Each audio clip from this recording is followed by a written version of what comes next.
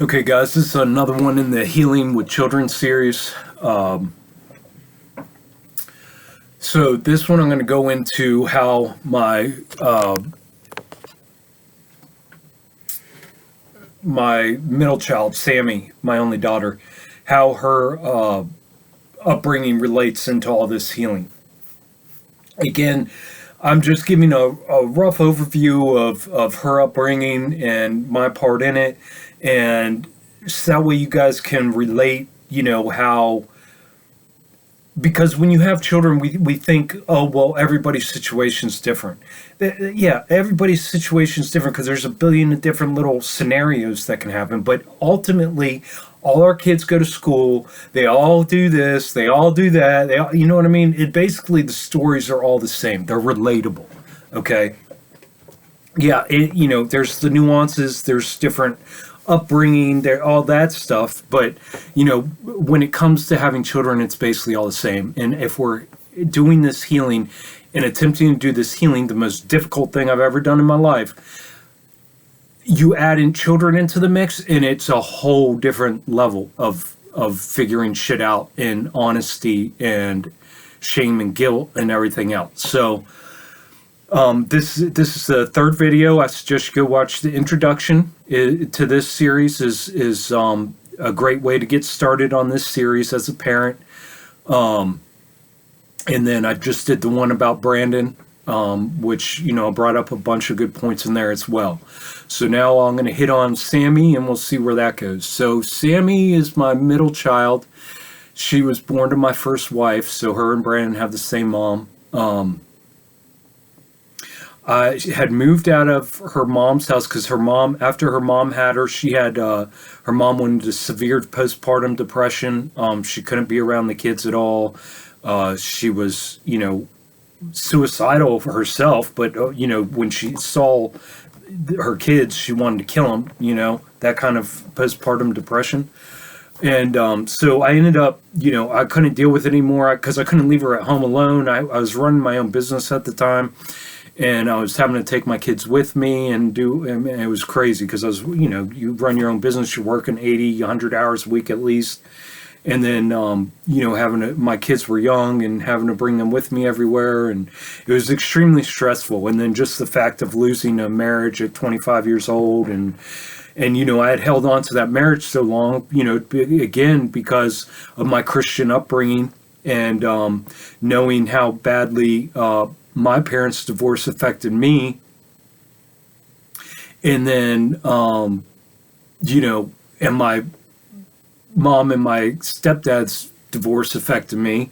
And then being like, I will never do this to my children. And then that happening to my children. And then, feeling totally out of control and that you lost everything and your whole life has gone to shit because you've done everything that you said you weren't going to do. And yeah, so you just lose it. You lose everything, So I moved out. I left their mom. I brought both of them with me. And then about 8 months later or so, because I became a raging alcoholic, that's all I did. Wasn't working. I was just running my business enough when I left, just to keep it going. And I wasn't doing anything else with it. So I was working like maybe 5-6 hours a week. You know what I mean? An hour here, an hour there.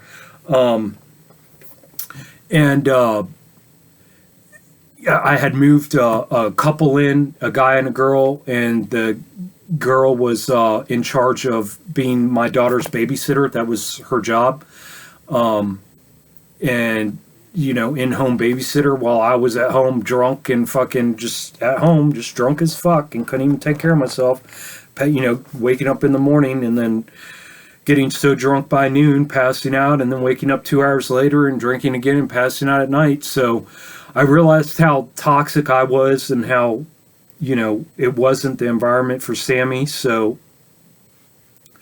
by that time, her mom had gotten a boyfriend and had started coming and picking them up every other weekend, and she had been doing that for a couple months. And I was like, okay, so I had a conversation with her. I was like, I'm bad off. I think Sammy's better with you right now.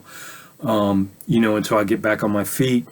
And so I moved Sammy back in with her. And that was again, because I had never healed and never faced my shit and never taken the time for myself and knew what it meant to love myself. There was no way, no matter how much I said I love my children, I put her in the hands of an abuser, of an extreme abuser in a bad situation. And I don't know all the details that happened. I got my daughter all the time, got her every other weekend, every weekend, got her whenever I could, holidays, everything else.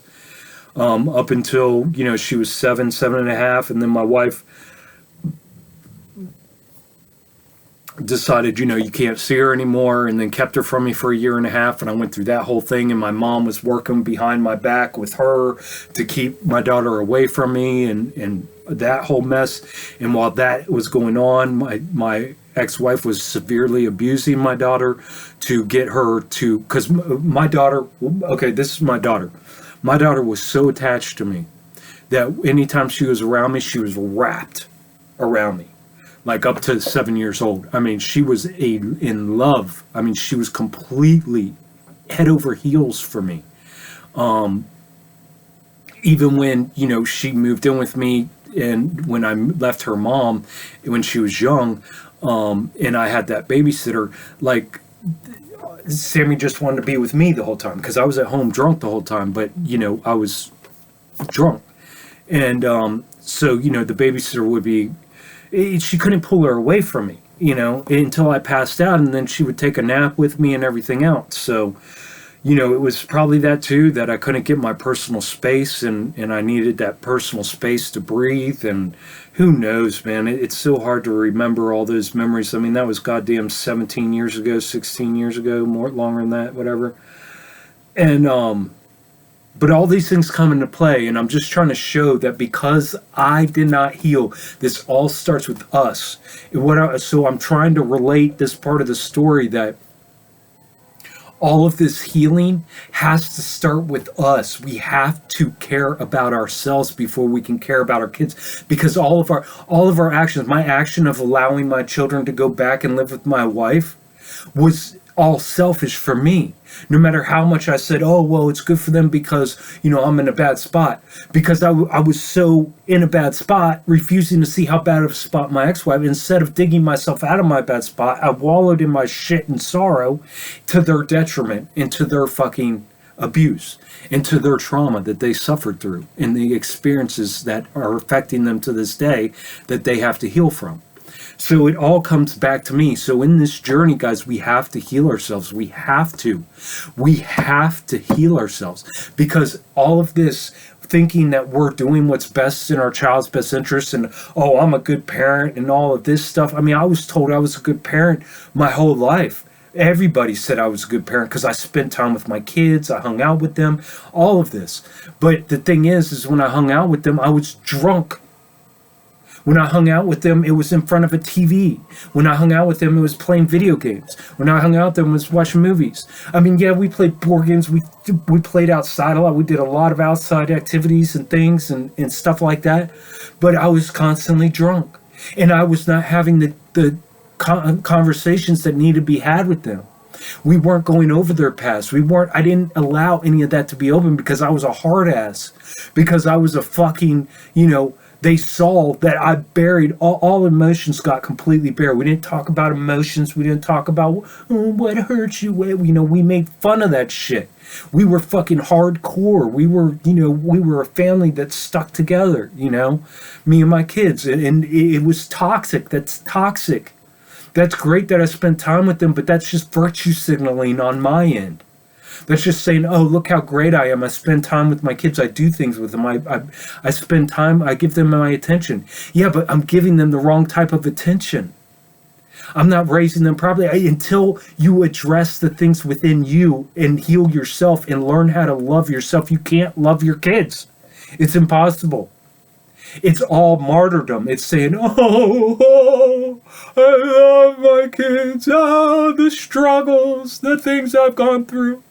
Or it's virtue signaling. I did the best for them. I was such a good parent. I gave them this and I bought this for them. They had all the newest gadgets and they had this and I had them enrolled in sports and they went to the best schools and they wore the best clothes and they did this and or it's well, I did everything I could. I did better than my parents. I did, and it's always excuses instead of facing the reality and the truth of things. Your kids don't care about any of that shit.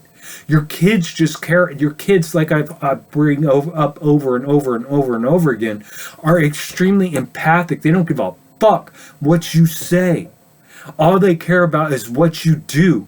Even though I spent time with them, they learned from me how to suppress emotions. They learned from me not how to deal with the past. They learned from me how to fucking hide shit. They learned from me how to chameleon in. They learned from me how to do all of these things that are survival things. All of these things that are ego-based. That are literally just there to survive in these fucked up systems that we live in.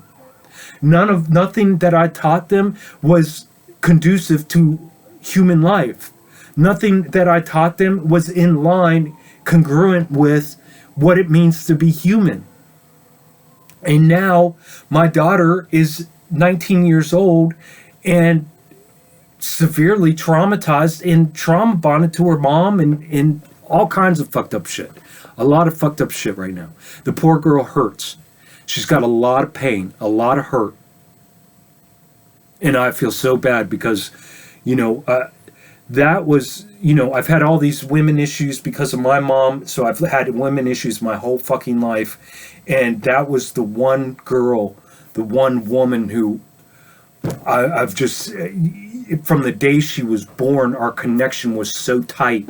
Like I said, she wouldn't let go of me. She was like a koala.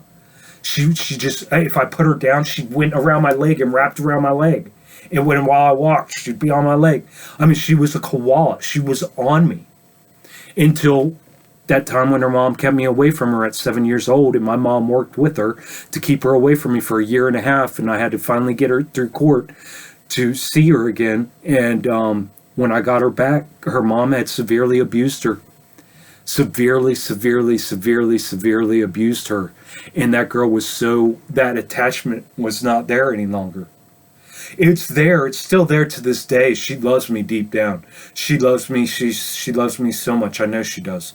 It's just she's hurting so bad. And she has so much unprocessed shit. And the one person, me, that was supposed to be there to protect her wasn't there. The one person, me, that was supposed to be there to fucking bring that history in and find out when I was finally got her back. It was my one job to fucking get her help, get her assistance, and have her speak about her abuse and get it out at that age. And now she's 19. It's 10 years later and she still keep holding it inside because that's what I taught my kids, how to hold it inside. What doesn't kill you makes you stronger.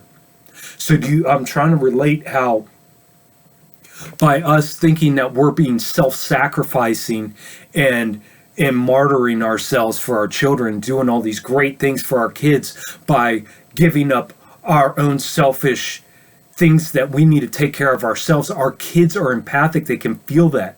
So we're by just ignoring our own healing and well-being and thinking we're just doing for our kids, it's not doing anything for our kids. It's for us. It's for me and you or the parents that we do that.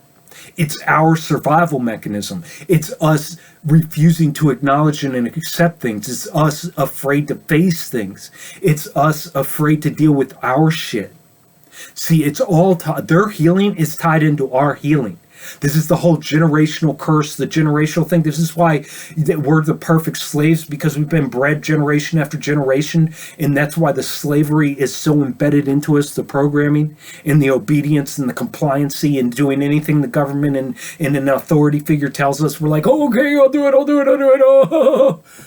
Because we got to break this. We got to break this cycle. And it doesn't start, we can't sit here and think we're going to be unhealed and we're not going to face our shit and do the tough things, but yet we're going to fucking tell our kids, okay, well, this is how you're supposed to eat, this is how you treat yourself, this is how you do this. No, our kids don't give a fuck what we say.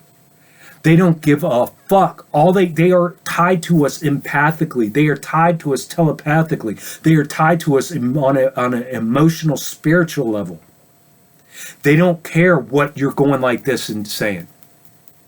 That doesn't matter. You can flap your fucking cock-sucking gums all day, every day, their whole lives. It's not going to make a goddamn difference to them.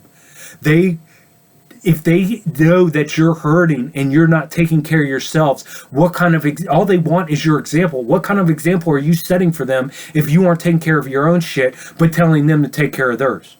What kind of example are you setting for them if you're refusing to face your monsters and your demons and your traumas and abuses, but you're telling them they need to face theirs? What kind of example are you setting if you're telling them not to conform and comply with fake monetary system and fake working and fake all this fake stuff, but yet you're sitting here stressed out and worried and living in fear, lack, and desire your whole life, and giving them that example? That's what I'm trying to say, is that it doesn't matter what you say, it matters what you do. And that's why it's so important that we fucking pull away from these things. So, Sammy, that really just breaks my heart, that poor girl. Man, she was such a sweet, sweet, sweet.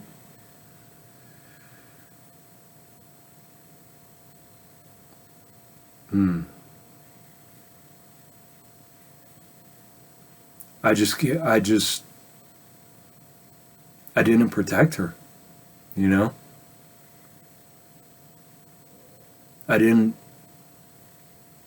give her what she needed.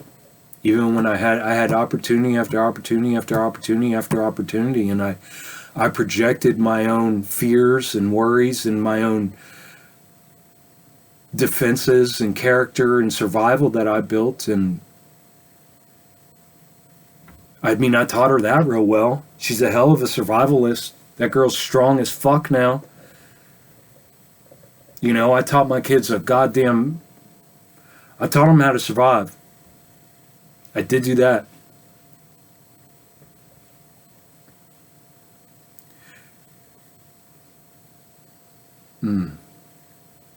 So,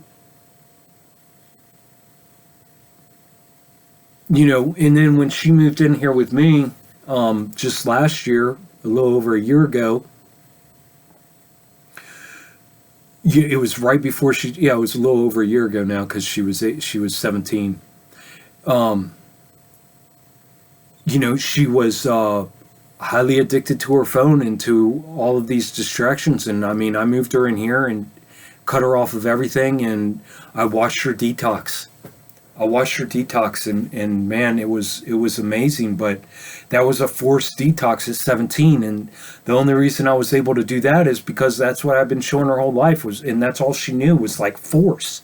So I forced her to detox, and instead of bringing up, and I had an opportunity the last time I had an opportunity to turn things around with her was when she moved in here for that month and a half, and I fucked that up, I got her to detox. Here, good job, Richard. Oh, look, you did what you could do. She's living her life. You did what you could do. No, it still all falls back on me because I was still so unhealed, and at that time I still hadn't faced my own trauma and abuse. And instead of giving her that loving, safe space, it was still an authoritarian. This is how you're going to do it. This is how you're going to get over your neuroticism. This is how, instead of, just that, like what I've been able to give my niece since she's been here, is just that space and that allowing the house to be a safe space, and being an example and not having any drugs, alcohol, not poisoning myself with foods, not poisoning the atmosphere with radio and music, loud music and TV and entertainment and politics and nonsense and stress about a job and all that. It's I gave her own space and gave her time, and she finally came to, and in 5 days she made more progress than anybody could imagine. Choosing it on her own and figuring it out on her own with that safe space that I allowed her. So that's what I should have given my daughter, and I've just let her down so hard, and it's not easy, man. It's that's so hard, you know. Um, so yeah, just trying to relate. So that's relate Sammy's story. Again, guys, I'm relating how our healing has to come first. We have, even with kids, even having kids live with us, we can't be like, okay, well, I'm going to quit entertainment. I'm going to quit, eating junk food. I'm going to quit all of these things that we brought them up on for, whether it's been 5, 10, 12 years, 15 years, that we've been programming this says how to live. And then one day we're just like, no, cut it all off. No, they got to see in us. They got to see that change in us. We do that. That's just going to bring more trauma to them. That's going to confuse them. That's going to, you think it's hard for you to get over an addiction. They've already, by 10, 11, 12 years old, they've got so many fucking copes and addictions. And then all of a sudden you're going to cut that off. And then, man, that's like taking a heroin addict and throwing him in a fucking, in a dry house. Like, here you go. Good luck. No more heroin, no more drugs, no more nothing. Good luck. Find your way. It's like, God damn. So, we got to be that example because, that's what they have to see. If we want to properly heal, we got to put our healing first over our kids. We have to be ahead of them in our healing in order for them, because they have to see what we're doing. They have to hear our honesty, our openness, they have to hear us, talk about these things that we've refused to talk about, our trauma, our abuses, the things that we've done wrong, how we've propagated trauma and abuse, how, they have to get all of this from us. It's got to be a 100% open, honest type of thing, because that's the only thing your kids relate to. Your kids are still vulnerable to the point where they can see when you're alternating between speaking truth and manipulation with that ego. They can see, they can feel the nuances in that, and they won't even let on to you that they know. They just know, they innately know, because they still have that little bit of trust in themselves, hopefully. Some kids do. Some kids are just so, man, especially with these devices, and it's like they're under a spell, that thing that spins in circle and it brings your eyes in and you're like, hypnotizes you. That's what that screen time is, man. It's just, they're so entranced, they're under a spell. And so you can't just expect to just cut your kids off when you find out what this healing journey is about, and cut your kids off and think that, well, I'm a good parent now, because think about what you're doing. You said you were a good parent last week. You said you were a good parent last year when you were fucking had them fully involved in all this shit. And now you're a good parent because you yanked it all from them? Yeah, it doesn't happen like that. You're a good parent once you are a good example of a parent, not because of what you enforce. You're not a good parent because of what you push on them. You're not a good parent because of what you force down their throats. You're not a good parent because of the indoctrination you're trying to feed them into, the programming you're trying to put on them. You're a good parent by your example. We have to be a parent by example. There is none of this wishy-washy. I say one thing, listen to what I say, not what I do. Well, I'm the parent, I can do whatever I want. That shit doesn't fly. None of that is conducive with healing. And yeah, so I guess that's it for Sammy. I really don't want to talk about her, like all her situations and things, because man, that really just, it breaks my heart. Brandon's breaks my heart, and Aiden's breaks my heart, but, at least Brandon's here with me healing now, and actually doing the healing, and is broken free from all of his control mechanisms. And Aiden is at least, he's still young, he's 15, so he's being taken care of, and, at least he's not being, outright badly abused. God, and he's still being medically abused. Oh my God. Fuck, man. This abuse is so pervasive. But yeah, my daughter, I mean, it's just like, it's like she just turned 19. She just got out on her own, and she's just running, she's running as fast as she can, and really she just needs a hug, man. She just needs a hug and just be in a safe place, told it's okay. And man, I can give that to her now, but I can't force it on her, and I had an opportunity a year and a half ago, and I squandered it. I squandered it, thinking I was a good parent. Well, I'm being a good parent now, and it's like, what a virtue signaling dickhead, Yeah, so it's real humbling, guys. This process is very humbling, and it's a balance, we got to find our balance,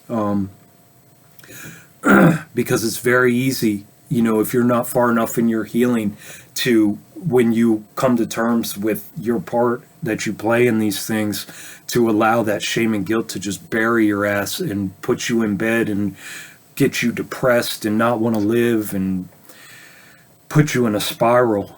You really got to have that fortitude and that strength, and be far enough in your healing journey and disciplined enough to know how to bear that responsibility, but at the same time, how to move on from it and not dwell in the past, and be able to, know that the only way to recompense for it, other than apologizing verbally, is to change your behaviors and your actions, and live accordingly, and be that example. So I think I'll wrap that up there. I think that's good for this one. I'll get into Aiden next. So take care of yourselves, guys. Oh, and of course, leave comments, questions, your own relatable things. Again, guys, you can get a hold of me at richardswink@icloud.com. richardswink@icloud.com is my email. You can send me your own personal story. You can remain anonymous, and have me share it. But by relating these stories, these experiences with our kids, it helps others to see how to, especially those with young children, how to navigate, and from our experiences. Because see, people with young kids, they don't have anybody talking to them like this. They don't have anybody being open and honest as an older person with older kids going, hey, I fucked up and this is how I fucked up. You know what I mean? They don't have anybody doing that. So like, doing this for people is another way for us to be an example for other humans. And this is how we spread our love. This is how we spread our humanity. This is what love is. Truth. Love is truth. Love is honesty. Love is showing our courage and how we're taking personal responsibility and being disciplined. That's love. Love is not coddling everybody and going, ooh, I know I can't talk about this around you. Ooh, okay, I know I gotta be easy with you. Ooh, I know you don't like this subject. Ooh, that's not love. That is the disgusting version of love that we found in this survival scenario that we find ourselves in, guys. That is not love. Love is truth, period. If there is no truth, there is no love. If you cannot be truthful, there is no love, period. It's that simple. So keep that in mind, guys, when you're doing this and going through your journey. And remember to take care of yourself, because nobody else will.